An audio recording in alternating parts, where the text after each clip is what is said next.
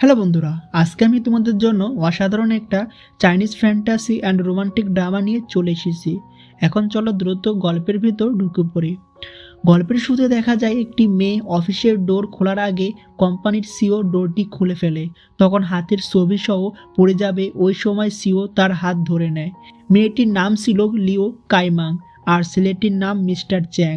এখানে দুইজন দুইজনের দিকে অনেকক্ষণ তাকিয়ে থাকে, কিন্তু তারা আবার জানতো না যে তারা নিজেদের দেখার পাশাপাশি কোম্পানির সবাইও তাদেরকে লুকিয়ে দেখছিল।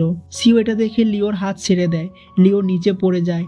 লিওকে ওঠানোর চেষ্টা করলে চ্যাং এবার নিজেও লিওর ওপর পড়ে যায়। বাহিরে সবাই এটা দেখে আরও হাসাহাসি করতে থাকে। আসলে মিস্টার চ্যাং ছিল অনেক হ্যান্ডসাম অ্যান্ড এই কোম্পানির সিও, তাই সবাই তার জন্য পাগল ছিল। লিও লজ্জায় মুখে হাত দিয়ে মুখ লুকিয়ে নেয়। স্যুটের টাই লিওর হাতের নিচে আটকে গেলে টেনে বের করে। পরে দ্রুত চ্যাং ও লিও উঠে পড়ে। পরবর্তীতে মিস্টার চ্যাংকে তার মম ফোন করে আর লিও এই ফাঁকে দ্রুত চলে যাওয়ার সময় মেয়েগুলো অনেক জিলাস ফিল করে। রাতে অফিসের কাজ শেষে রাস্তা পার হচ্ছিল লিও, আর অফিসের ঘটনার কারণে তার মনটাও খুব খারাপ ছিল। রাস্তা পার আটকে ওঠে। পরে দুইজনই খুব আঘাত পায়। মিস্টার চ্যাং লিওকে নিচে পড়ে থাকতে দেখে অ্যাম্বুলেন্স ডেকে আনে। পরে লিও ও তার দাদিকে হসপিটালে আনা হয়। লিওর দাদির চোখ খুলে কথা বললে ভাবে হয়তো তার গলায় কিছু একটা হয়েছে, তাই গলায় হাত দিয়ে ধরে। পরে তার জন্য পানিও খেয়ে নেয়। এখানে মহিলাটির নাম ছিল মিস ফ্যাং। মিস ফ্যাংকে জিজ্ঞেস করে তার দাদিকে লিওর গ্রানি মানে দাদি তার হাত দেখে পাগলের মতো চেঁচামেচি করে। পরে সেম লিও চেঁচামেচি করে। এরপর দুজনে তাদের রুম থেকে ছবি দেখা যায়, আর লিও আয়নার সামনে গেলে তার দাদির চেহারা আয়নায় দেখা যায়। আসলে অ্যাক্সিডেন্টের কারণে তার দাদির আত্মা বা রুহু তার শরীরে চলে এসেছে, আর তার রুহু তার দাদির শরীরে চলে গেছে। পরে বাহিরে দূরে ওই পারে তার দাদিকে দেখে চিল্লায় চিল্লায় ডাকতে থাকে। দৌড়ে গিয়ে তার দাদির সামনে চলে আসে। দুইজন চুল ধরে টানাটানি শুরু করে দেয়। একে অপরের আঙুল টাচ করে যদি আত্মা আবার আগের জায়গায় ফিরে আসে, কিন্তু কোনো কিছুই হয় না। তাদের বুদ্ধিটা কোনো কাজই আসে না। দুইজন লিফটের সামনে আসলে, আর তোমরা দুইজন দুইজনকে চেনো? লিওর শরীরে থাকা দাদিমা বলে, হ্যাঁ, আমাদের সকালে দাদিমা ও মহিলা অনেক বাহানা দেখাইতেছিল বাসে না যাওয়ার জন্য। লিও তাদেরকে মানা করেও পারতেছিল না। পরে দুইজন জোর করে মিস্টার চ্যাং এর গাড়িতে উঠে পড়ে, সাথে লিওকেও তুলে নেয়।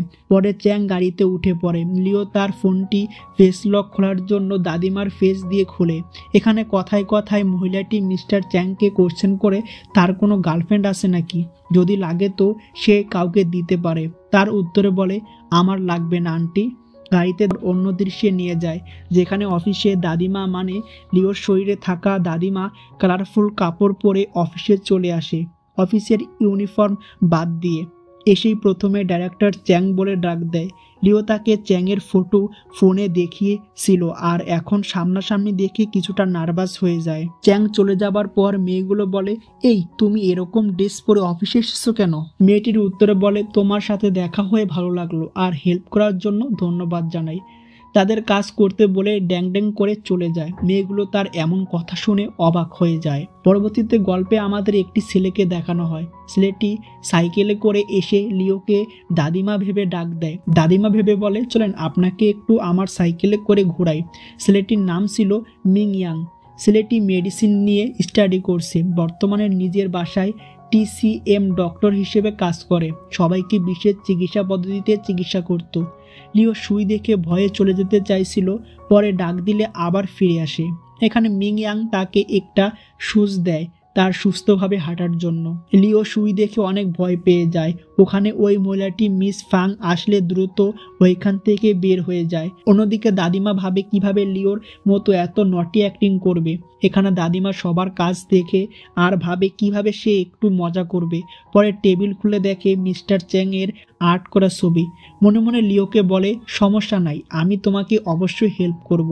পরে বাসে দাদি, মিস্টার চ্যাং ও লিওকে দেখা যায়।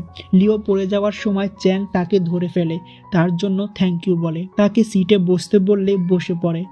দাদি যখন দেখে মিস্টার চ্যাং বাসে, তখন কার কোথায় কোশ্চেন করলে বলে, সার্ভিসিংয়ের জন্য পাঠিয়েছি, আর এখন গাড়ি আনার জন্য যাচ্ছি। মিস্টার চ্যাংকে পেয়ে আবার তার বক বক শুরু হয়ে যায়। বেচারা চ্যাং তো কোনোভাবে সবকিছু হাসি দিয়ে সহ্য করছে। পরে তার স্টপ আসলে দ্রুত নেমে যায়। চ্যাং যাওয়ার পর দাদিমা চ্যাংকে বোরিং মানুষ বললেই লিও তাকে একটু ঝাড়ি দেয়। এরপর রাতে দুইজন ড্রিঙ্ক করছিল আর কথা বলছিল। দাদি বলে, আজকে অফিসে তোমার কোম্পানির সবার সাথে দেখা করলাম, আর মিস্টার চ্যাং একজন খুবই ভালো মানুষের সাথে একজন দায়িত্ববান মানুষও। আমার তাকে খুব ভালো লেগেছে। আচ্ছা, তার মধ্যে কি তুমি কোনো চেঞ্জ দেখেছো কখনো? এই কথা শোনার পর অফিসে সেই ঘটনার কথাটা মনে পড়ে যায়। পরে লিওর সিক্রেটের ব্যাপারে জেনে গেছে বলে। আসলে চ্যাংয়ের ছবি যে আর্ট করে লুকিয়ে রেখেছিল সেটার কথা বলছিল। তার উত্তরে লিও বলে, মিস্টার চ্যাং অনেক বড় লোক অ্যান্ড হ্যান্ডসাম, আর আমি তো লিটল বিউটিফুল, তার সাথে কিভাবে কিছু হবে? তখন দাদিমা বলে, লিটল বিউটিফুল হয়েছে তো কি হয়েছে, ছোট পটাকা মানে কিন্তু বড় ধামাকা, বুঝছো? পরের দিন স্টোরে মিস্টার চ্যাংকে লিও দেখতে পায়। দ্রুত একটি মানকির মাস্ক পরে নেয়। মিস্টার চ্যাং এর দিকে তাকিয়ে দ্রুত ওইখান থেকে জিনিসপত্র নিয়ে বেরিয়ে যায়। পরের দৃশ্যে অফিসে সবাই খাবার খাওয়ার জন্য বসেছিল। চ্যাং এসে দাদিমাকে ইউএসবি ড্রাইভ দিয়ে চলে যাওয়ার সময় মেয়েগুলোকে জেলাস ফিল করানোর জন্য তার কাঁধে হাত দেয় এবং সাথে ফ্রুট খাওয়ার জন্য দেয়, আর কারে ঘুরতে যাওয়ার জন্য থ্যাংক ইউ বলে। এগুলো দেখে তো মেয়েগুলো জ্বলে পুড়ে শেষ হয়ে যাচ্ছিল, কারণ তারা আজ পর্যন্ত মিস্টার চ্যাংয়ের সাথে কথা বলতেই পারেনি তাদের ক্রাশ হওয়া সত্ত্বেও। পরে চ্যাং চলে যায়। মেয়েগুলোর মধ্যে একটা মেয়ে কোশ্চেন করে, তোমাকে কি সত্যি গাড়িতে ঘুরিয়েছে? তার উত্তরে দাদি বলে, এটা তেমন কোনো ব্যাপার নাকি, আর তোমরা এত সারপ্রাইজ হচ্ছ কেন বুঝলাম না। সবার সামনে একটু দাম দেখায়। এসব কথা শুনে তো বেচারা মেয়েগুলো কান্নাই করে দিছে। মেয়েগুলো তার কাছে তাদের স্টোরি জানতে চায়। তখন মেয়েগুলোকে বলে, একদিন অন্ধকার রাতে মিস্টার চ্যাংয়ের কারের সামনে ধাক্কা লাগতে যাবে, তখন গাড়ি ব্রেক করে নেয়। চ্যাংয়ের কাছে হেল্পের জন্য বলে। মেয়েগুলোকে বোকা বানানোর সময় তখনই কোম্পানির লেডিস সেক্রেটারি চলে আসে। পরবর্তীতে চ্যাংকে জিম রুমে জিম করতে দেখা যায়। ওই টাইমে দাদি চলে আসে। তুমি এখানে কি করছো? চ্যাং কোশ্চেন করলে তার হাতের একটা জিম কার্ড দেখায়। তাকে জিম করতে হেল্প করতে বলে, কিন্তু চ্যাং তাকে না করে দেয়, তাকে এখান থেকে যেতে বলে। আসলে লিওর কথা মতো দাদিমা লিওর হট ফিগার দেখে একটু তার ওপর চ্যাংকে দুর্বল করতে চাইছিল, মানে পড়াইতে চাইছিল। দাদি তো আগেই বলেছিল লিওর প্রেমে সাহায্য করবে, কিন্তু দাদিমা না গেলে পরে চ্যাং রাগ করে নিজেই উঠে পড়ে। পরের দিন সকালে চ্যাং খাবার খেতে বসলে চ্যাংয়ের জন্য বিভিন্ন ফ্রেশ ভেজিটেবল খাবার নিয়ে আসে। চ্যাংয়ের এত কেয়ার দেখে জিমে যা বলেছে তার জন্য সরি বলে। পরে কিছুক্ষণ কথা বলে। তেল জাতীয় খাবারগুলো ফেলে দেওয়ার জন্য নেওয়ার সময় বলে, এরপর থেকে আমার রুমে ঢোকার আগে নক করে ঢুকবে। পরবর্তীতে রাতে অফিসে যা কিছু হয়েছে সেগুলো লিওকে সব খুলে বলে। লিও দাদিমা যখন খাবার ব্যাগ নিয়ে দাঁড়িয়েছিল পেছনে ঘুরে চ্যাংকে দেখতে পায়। তারা এই সময় কি করছে কোশ্চেন করলে বলে, খাইতেছি, কিন্তু এটা ছিল মহিলাদের রেস্টরুম। চ্যাংকে খাবার খাওয়ার জন্য বললে বলে, আমি এখন রেস্টরুমে যাচ্ছি, আমি রেস্টরুমের দরজার সামনে খাবার খাবো না, তোমরা খাও বলে চলে যায়। রাতে দাদি নাতিনের মধ্যে ঝগড়া হয়। নিচ থেকে সবাই ডাকে তাদেরকে মুভি দেখার জন্য।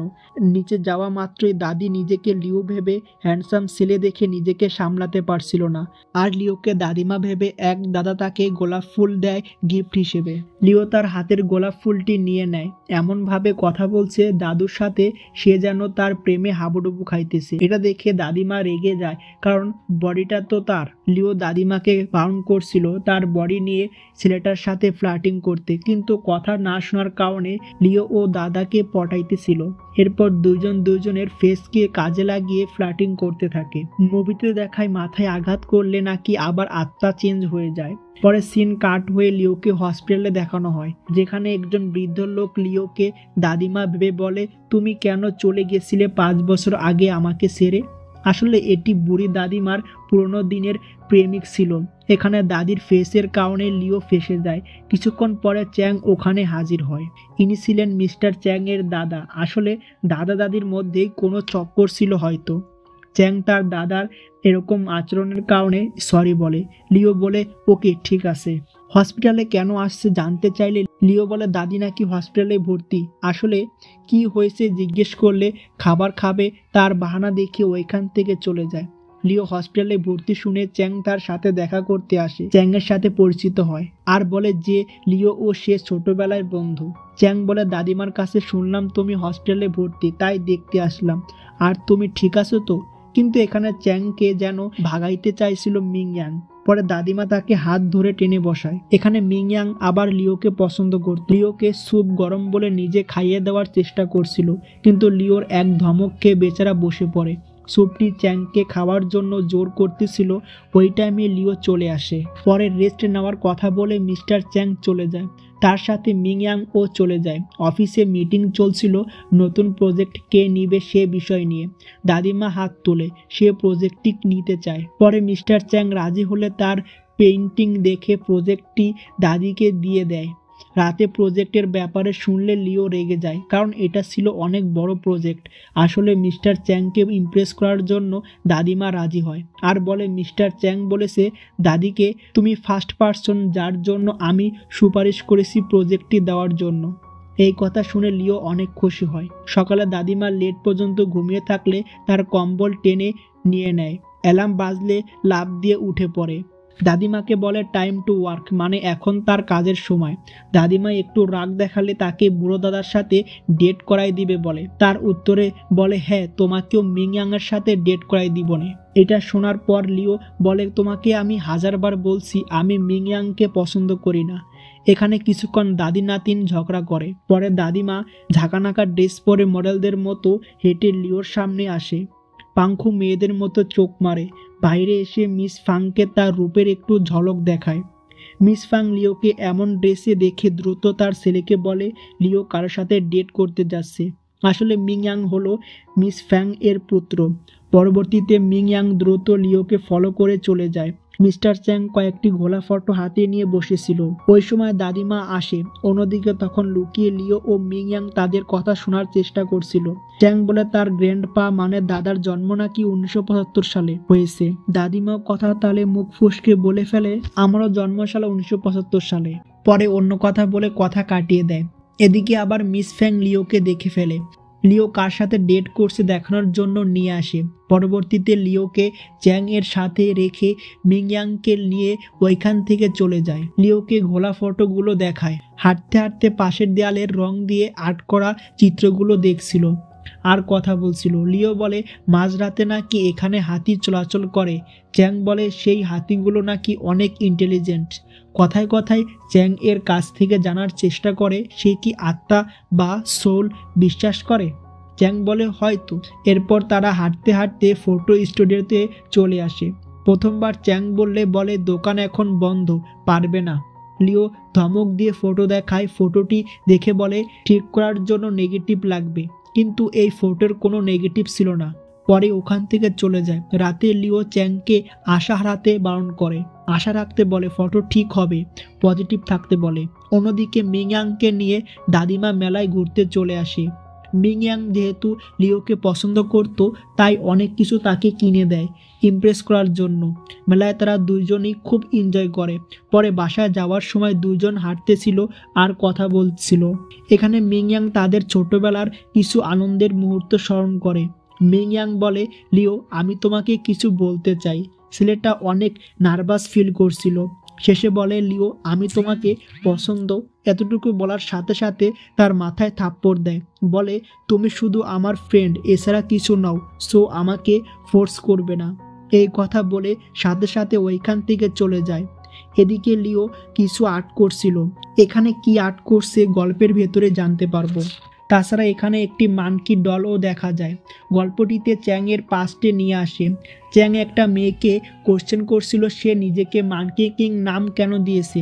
মেয়েটি বলে তার দাদি তাকে বলেছে মেয়েটি নাকি অনেক সাহসী, সকল ডিমন ও মনস্টার থেকে নিজেই নিজেকে রক্ষা করতে পারবে, আর ছেলেটিও সাহসী হতে পারবে যদি মানকির পিকচারটি আর্ট করে।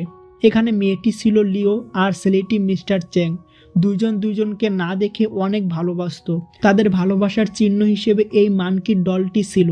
লিও জানতো না চ্যাং তার ছোটকালের ভালোবাসা, তেমনিভাবে চ্যাংও জানতো না। অন্যদিকে মিংয়াং রাতে কথাগুলো ভেবে অনেক কষ্ট পাচ্ছিল। তার এরকম হাল দেখে আমার নিজেরও খারাপ লাগছে। যাই হোক, লিও ও চ্যাং রাতে ডিনার করছিল। তারা ক্যামেরা সেট করে রাতের কথাগুলো রেকর্ডিং করার জন্য। লিও তার ছোটকালের স্টোরি বলা শুরু করে। ছোটকালে লিওর আপন বলতে তার বাবাই ছিলেন। তার বাবা তাকে অনেক ভালোবাসতেন, কিন্তু হঠাৎ একদিন কার অ্যাক্সিডেন্টে তার বাবা মারা যায়। তার বয়সীর বাচ্চারা তাকে এতিম বলতে থাকে। তাকে অনেক বুলি করে, এতে অঝরে কান্না করতে থাকে। তাকে খাবার দিলে খেতে চায় না, শুধু চাইতো সবার থেকে দূরে দূরে থাকতে। অনেকে তাকে নিয়ে বাজে কথা বলতো, হাসাহাসি করতো। আর ওই দিন যখন চ্যাংয়ের সাথে ধাক্কা লাগে তখনও সবাই হাসাহাসি করছিল। লিওর স্টোরি শুনে চ্যাং কিছুটা ইমোশনাল হয়ে পড়ে, বলে যদি কখনো আমাকে প্রয়োজন হয় তুমি আমাকে স্মরণ করবে। লিও এবার চ্যাংয়ের স্টোরিটি শুনতে চাইছিল। তখন চ্যাং বলে আমি ছোটকালে খুব কম বাসার বাইরে যেতাম, বেশিরভাগ সময় ঘরে বন্দি থাকতাম, গেম খেলতাম। কারোর সাথে আমার দেখা করার কথা ছিল, যেই মানুষটা আমার জন্য অনেক ইম্পর্টেন্ট ছিল। আসলে এখানে লিও ও চ্যাংয়ের একসাথে দেখা করার কথা ছিল, কিন্তু চ্যাং এখানে এসেও দেখা না করে ফিরে যায়। শেষে একটা কথা বলে আমি হার্ড ওয়ার্ক করেছি, নিজেকে বেটার বানিয়েছি, সো একদিন তুমি যখন আমাকে কোনো ভিড়ে দেখতে পাবে আমাকে তোমার করে নিও, আর ওই দিন আমরা আবার এক হয়ে যাব। চ্যাংয়ের কথা শুনে লিওর চোখে জল চলে আসে। লিও এতটা ইমোশনাল হয়ে পড়ে যে মানকির ডলটা নিয়ে বৃষ্টিতে বেরিয়ে পড়ে চ্যাংকে বলতে সে তার সেই ছোটকালের ভালোবাসা। কিন্তু নিজের ফেস আয়নায় দেখে ভাবে সে তো এখন বৃদ্ধ, তার অরিজিনাল শরীর তো তার কাছে নাই। পরের দিন লিও নিজেকে ইয়াং তৈরি করার জন্য ডান্স প্র্যাকটিস করছিল। ওই টাইমে দাদিমা মিস্টার চ্যাংকে তাদের বাসায় নিয়ে আসে। চ্যাং বলে দাদি আমি আপনাকে ডিস্টার্ব করলাম না তো? আসলে মিস্টার চ্যাংকে ডিনারের জন্য তাদের বাসায় নিয়ে এসেছে। রাতে খাবার খাওয়ার জন্য টেবিলে বসে পড়ে। খাবার টেস্টি হওয়ার কারণে বেশি করে খাইতেছিল। তখনই হঠাৎ কল আসে হসপিটালে তার দাদার কিছু একটা হয়েছে। আর হ্যাঁ, বলা হয়নি যে মিস্টার চ্যাংয়ের দাদা হসপিটালে ভর্তি ছিল। চ্যাং সাথে সাথে ওইখান থেকে বেরিয়ে পড়ে। চ্যাং তার ব্যাগটি ফেলে গেলে লিও দিয়ে আসতে যায়। লিও এখানে মিস্টার চ্যাংকে কোশ্চেন করে তার কোনো গার্লফ্রেন্ড আছে নাকি। চ্যাং তার উত্তরে বলে দাদিমা আমার একজনের প্রতি ক্রাশ রয়েছে। এই কথা শুনে লিওর কিছুটা মন খারাপ হয়। পরে বৃষ্টি আসলে চ্যাং লিওকে তার কোটটি দিয়ে চলে যায়। পরের দিন সকালে দাদিমার কাছে খবর আসে মিস্টার চ্যাংয়ের আইডল নাকি চলে এসেছে। পরে অফিসের নতুন একজন মেয়ে আসে, মেয়েটির নাম ছিল হোয়েন। মেয়েটিকে দেখে আশেপাশের মেয়েগুলো তাদের মধ্যে কথা বলাবলি করছিল। এমন সময় দাদিমা চলে আসে, এগুলো আবার ফটো তুলে রাখে। দাদিমা তাদের ডাকতে গেলে মেয়েগুলো তার মুখ চেপে ধরে, ওইখান থেকে নিয়ে চলে যায়। যেই ফটোগুলো তুলেছিল অলরেডি এর মধ্যে লিওকে দিয়ে দেয়। দাদিমা মেয়েটির ফোন নাম্বার ও সোশ্যাল মিডিয়ার আইডি নিয়ে নেয়। একদিন পার্টিতে মেয়েটির সাথে রিলেশনশিপ আছে নাকি জিজ্ঞেস করলে জানতে পারে মেয়েটি তার কলিগ, তারা দুইজন দুইজনকে চেনে, এতটুকুই। বাসায় লিওকে এই ব্যাপারে কিছু বলে না। রাতে মিস্টার চ্যাং লিওকে গেম খেলার জন্য বললে লিও রাজি হয়ে যায়। লিও জিতে যায়, ঠিক ছোটবেলার মতো, যেখানে কখনোই লিওর সাথে চ্যাং গেমে পারত না। চ্যাংকে লিও প্যারাসাইট আইসল্যান্ড নামে একটি গেম খেলার কথা বলে, কিন্তু বর্তমানে এই গেমটি আনঅ্যাভেলেবল ছিল। চ্যাং লিওকে ফ্রেন্ড হতে পারে নাকি জিজ্ঞেস করলে আর কোনো অ্যান্সার দেয় না।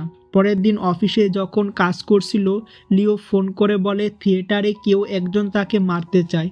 পরে জানতে পেরে দ্রুত দুইজন ওইখান থেকে বেরিয়ে যায়। এখানে লিওকে বেঁধে রাখা হয়। এরপর এন্ট্রি হয় আমাদের হিরো মিস্টার চ্যাংয়ের, সবগুলোকে মেরে তাদের নানিকে মনে করিয়ে দেয়। এখানে আমাদের দাদিমাও কম জানে না, সেও কিছুক্ষণ তার হাত সাফ করে নেয়। দ্রুত হসপিটালে নিয়ে যাওয়ার সময় লিওর সেই আর্টের বইটি চ্যাংয়ের গাড়িতেই থেকে যায়। দ্রুত কাঁধে করে লিওকে হসপিটালে আনা হয়। ডাক্তার দেখার পর নার্স এসে বলে তেমন কিছু হয়নি, শুধু একটু ভয় পেয়েছিল, ইচ্ছা করলে আগামীকাল তাকে নিয়ে যেতে পারেন। আসলে লিওকে দাদি ভেবে যে মারতে চেয়েছিল সে ছিল মিস ফাংয়ের ছেলে। পরবর্তীতে চ্যাংয়ের অফিস থেকে কল আসলে জরুরি কাজের জন্য বেরিয়ে পড়ে, কিন্তু গাড়িতে এসে পেছনে সেই বুকটি তার চোখে পড়ে। অনেক সময় ধরে বইটি পড়ে। এখানে তাদের ছোটবেলার সকল কিছু লেখা ছিল। মানকি ডল এর কথাও। আর চ্যাং দেখা না করে চলে যাওয়ার কারণ ছিল সে ভেবেছিল হয়তো লিও আসেনি, কিন্তু লিও ঠিকই তার সাথে দেখা করতে এসেছিল। এখানে তাদের সোল মানে আত্মার বা তার শরীরে চলে এসেছে। এখন বুঝতে পারে লিও কেন বলেছিল তার জন্ম 1975 সালে, কারণ তার ভেতর লিওর দাদিমার সোল বা আত্মা ছিল। আর কেন ওই দিন তার কাছে আত্মা বিশ্বাস করো নাকি কোশ্চেন করছিল। সব কিছু তার কাছে এখন পানির মতো ক্লিয়ার হয়ে যায়। এরপর দ্রুত হসপিটালে ব্যাক করে লিওকে খুঁজতে থাকে। খুঁজতে খুঁজতে এক পর্যায়ে লিওর রুমের বাহিরে দাদিকে দেখতে পায়। এখানে ওই বুকটি দেখায় দাদিমাকে। প্রথমে না বলতে চাইলেও পরে বলে যে হ্যাঁ, কেউ বিশ্বাস না করলেও এটাই সত্যি যে আমাদের শরীরের আত্মা চেঞ্জ হয়ে গেছে। আগে কেন এসব বলনি? চ্যাং কোশ্চেন করলে তার উত্তরে বলে, আগে বললে কি তুমি বিশ্বাস করতে নাকি? লিওর সাথে দেখা করতে চাইলে এক ধমক দিয়ে বসতে বলে। পরে লিওর পাশে তাকে বসে থাকতে দেখা যায়। হসপিটাল থেকে লিওকে ডিসচার্জ দিলে চ্যাং ফুল দিয়ে কনগ্রাচুলেশন জানায়। পরে দুজন বাইরে হাঁটতে বেরিয়ে পড়ে। হোটেলে গিয়ে খাবার খায় আর কিছুক্ষণ কথা বলে। পরে লিও বলে তার মনের কথা বলতে চায়, কিন্তু আয়নার তার ফেস দেখে নিজেকে বৃদ্ধ দেখে আর বলতে সাহস পায় না। কিছুক্ষণ আগে ভুলে গিয়েছিল যে তার শরীর তার কাছে নাই। পরে লিও একটি বক্স থেকে অনেকগুলো ডল নেয় টাকা দিয়ে। মিস্টার চ্যাংকে তার থেকে একটা লাভ গিফট করে। তার হাত থেকে লাভটি পেয়ে আমাদের হ্যান্ডসাম চ্যাং খুশি হয়েছিল। পরের দিন অফিসে ওই হোয়েন নামের মেয়েটি তাকে সাংহাই নামে এক রাজ্যে যাওয়ার জন্য জোর করছিল। তার হাত ধরে। এমন সময় লিফট থেকে লিও বেরিয়ে আসে। তাদেরকে এমনভাবে দেখতে পায়। পরে তার প্রজেক্টটি কমপ্লিট হলে দিয়ে রাগ করে চলে যায়। লিফটে না গিয়ে পায়ে হেঁটে সিঁড়ি দিয়ে চলে যায়। এই ফ্লোরটি ছিল 9th ফ্লোর। তাকে 19 তলা হেঁটে নিচে যেতে হবে। মেয়ে মানুষ রাখলে যে কি করতে পারে তারই একটা উদাহরণ। যাই হোক, পরবর্তীতে সবাই মিলে খাবার খায় আর ড্রিঙ্ক করে। চ্যাং অতিরিক্ত ঝাল খাওয়ার কারণে বেশি মদ খেয়ে নেয়।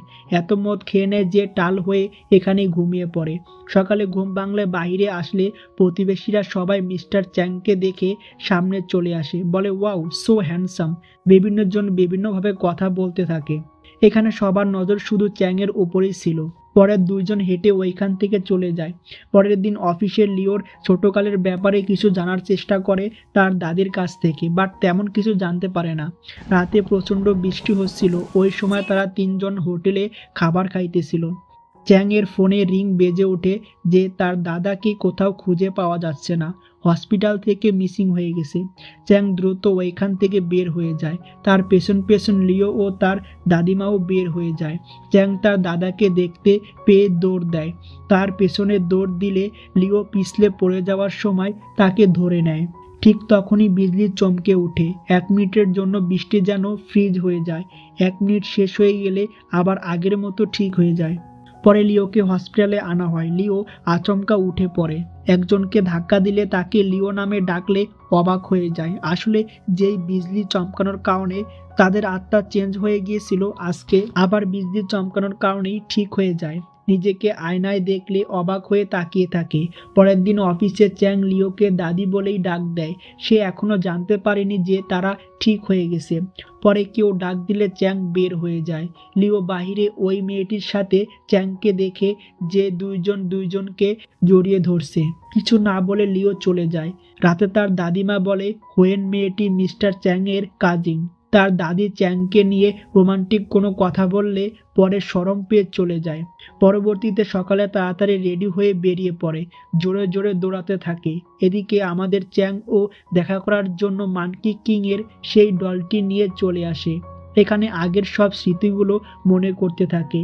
দুজন দুজনের মানকি ডলটি দেখায়। এরপর দুজনকে জড়িয়ে ধরে। তারা আবার এক হয়ে যায়। দুজন ফটোগ্রাফারের স্টোরে গিয়ে নিজেদের ফটো তুলে নেয়। এখানে চ্যাং নিজের ইচ্ছায় লিওর হাত ধরে আর রাতেও এভাবেই হাত ধরে রাস্তা দিয়ে হাঁটতে থাকে। লিওর বাড়ির কাছে চলে আসলে যাওয়ার সময় লিওকে টেনে তার কাছে নিয়ে আসে। লিওকে কিস করবে। ওই টাইমে লিওর দাদি বেলকুনি থেকে বলে, কিস করছো করো, আজকে আমরা উপর থেকেই ফিল্ম দেখি। দুজন তো প্রচণ্ড লজ্জা পেয়ে যায়। লিও দ্রুত রুমে চলে যায়। পরে চ্যাং ও চলে যায়। সকালে মিস্টার চ্যাং লিওর জন্য স্কুটি নিয়ে ওয়েট করতে থাকে। লিওর দাদি তাকে দেখে প্রতিবেশী সবাইকে ডাক দেয়, বলে লিও নাকি আজকে মিস্টার চ্যাং এর সাথে ডেটে যাবে। এমন সময় লিও চলে আসে। সবাই তাদের নিয়েই কথা বলে। লিও নিজে অনেক লজ্জা পাচ্ছিল। এখানে মিস ফাং তো আমাদের হিরোকে তার বেস্ট ফ্রেন্ডই বানিয়ে ফেলে। পরে তাড়াতাড়ি করে বেরিয়ে পড়ে। দুজন স্কুটিতে করে ঘুরতেছিল। সারাদিন ঘোরাঘুরি শেষে লিওর বাসায় আসার সময় হাঁটতেছিল আর কথা বলতেছিল। এখানে চ্যাং ইমোশনাল হয়ে বলে, আমি কত অপেক্ষা করছি তোমাকে একটু জড়িয়ে ধরার জন্য। আমি জানিও না আর তোমাকে ছাড়া থাকতে পারবো কি না, বাট দিন শেষে আমি তোমাকে খুঁজে পেয়েছি। সবার শেষে চ্যাং বলে, লিও আই লাইক ইউ, আমি তোমাকে পছন্দ করি। চ্যাং এর কথা শুনে লিও তাকে জড়িয়ে ধরে, বলে আমরা দুইজন সারা জীবনের জন্য একসাথে থাকবো, আমাদের আর কেউ আলাদা করতে পারবে না। এরপর দুজন দুজনকে কিস করে। আর আজকের ড্রামাটি রোমান্টিক সিনের সাথে এখানে শেষ হয়ে যায়। তো বন্ধুরা, ড্রামাটি কেমন লাগলো কমেন্ট করে প্লিজ জানিয়ে দিও। আর নতুন এরকম ড্রামা দেখতে চাইলে সাবস্ক্রাইব করে এই ছোট্ট পরিবারের অংশ হয়ে যাও। যারা অলরেডি সাবস্ক্রাইব করেছো তাদেরকে মন থেকে অসংখ্য ধন্যবাদ। সো আজকে এ পর্যন্তই, সবাই ভালো থেকো, গুড বাই, আল্লাহ হাফিজ।